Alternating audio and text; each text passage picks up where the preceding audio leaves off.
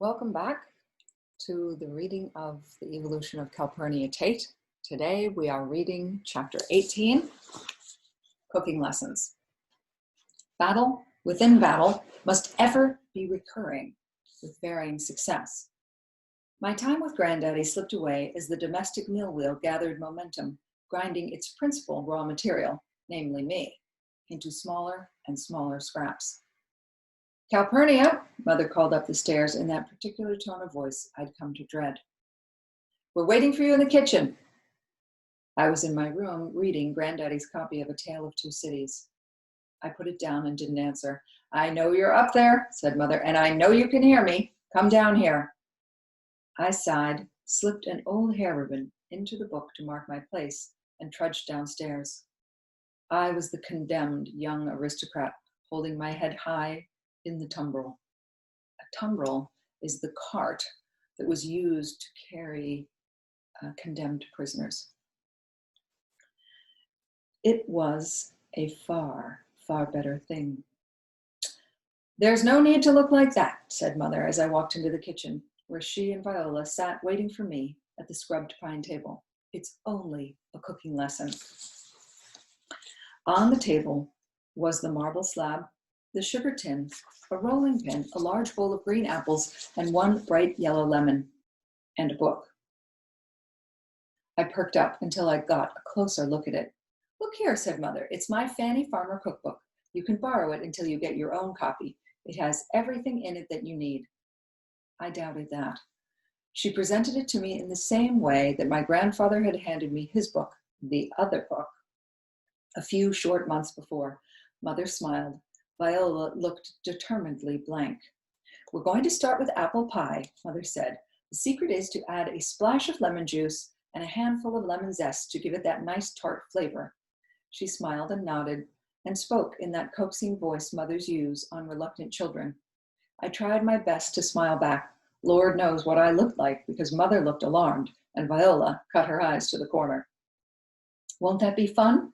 Said Mother, wavering. I guess so. Viola's going to show you how to make the crust. It's her specialty. Get two scoops of flour out of that bin, Ms. Callie, Viola said. I blinked. She'd never called me Miss before. Dump them in this bowl, okay? Mother tumbled through her cookbook and planned our Sunday dinner while Viola tried to lead me down the tricky path of pastry dough making. I must have seen her make a million pies as I wandered through the kitchen, and it always looked so easy. She never measured anything, instead cooking by eye, by instinct, and by touch, throwing in handfuls of flour and thumb-sized chunks of lard, and drizzling in more or less cold water, depending. There was nothing to it. Any idiot could learn it in 2 minutes flat. An hour later, I stood panting and thrashing around with my third bowl of dough, with Mother and Viola growing more incredulous by the minute. The first batch had been watery and lumpy, the second so dense I couldn't roll it out with the pin. The last had turned out as sticky as wallpaper paste, and with the same unappealing consistency. It was all over my hands and pinafore, smeared across the counter and the pump handle, and there were streaks of it stuck in my hair. I think there was even a glob on the fly paper hanging from the ceiling several feet above my head, but how it got there, I have no idea. Next time a kerchief, I think, Viola, Mother said. Mm-hmm. I tell you what, said Mother, maybe we'll let Viola finish the dough. You go ahead and peel and core the apples. Hold the apple like this, draw the knife toward you. Be careful, it's sharp. I held the knife and apple in imitation and, with the first paring motion, sliced my thumb open. Fortunately, I only bled on a couple of apples. Viola plunged them into water, but they still were tinged with pink. We all pretended not to notice. Mother went off to get me a sticking plaster. Viola and I sat at the table looking at each other. We didn't speak a word. I sighed and put my chin in my hand. I wanted to put my head down on the table, but that would have meant more dough in my hair. Idabel, as if sensing my despair, climbed from her basket and came over to butt her wide forehead against my shins. I couldn't even stroke her. I was so covered in goo. Viola got up and threw flour and water and lard together with seemingly thoughtlessness and rolled out a non-sticky, non-runny, perfect crust in no time. Then she skinned the lemon for me, whether to spare my wound its acid or to stop me from bleeding on any more fruit. I wasn't sure. After Mother returned and patched my cut, Viola said, "Miss Callie, you got to check the temperature of the stove." "How do I do that?" "You stick your hand in there. If it's too hot, you hold it in there. If it's too hot to hold it in there for more than a blink, you got a medium oven." "You're joshing me." I looked at her. "That's what you do?" "That's what you do." "How do you tell when it's a hot oven?" I said. "Why, you can't get your hand in that far. It's too hot." "Isn't there a thermometer or something?" I asked. They both laughed like this was the funniest thing they'd heard all week. Oh, funny, all right. I opened the stove and was met by a blast of hot air, as if from a dragon's cave. "Go on, girl," said Viola, "go on." It hadn't killed her yet, so I guessed it was safe. I took a deep breath and plunged my arm deep into the heat and pulled it out a split second later. "Yep," I said, fanning my hand in the air. "Medium oven for sure, maybe even hot." "Put those pieces of apple in the dishes. Get some sugar, like this much here," she said, showing me sugar cupped in her palm, "and put it over the apples. You don't need to stir it up. That's right. Now we got to put the crust on top." She handed me a spatula to lift the tops from the rolling board onto the pies, which was easier said than done. The uncooperative dough flopped in all directions. When I touched it, it stuck to me. When I manhandled it, it turned leathery. It took me a good 10 minutes to finish putting 3 pies together.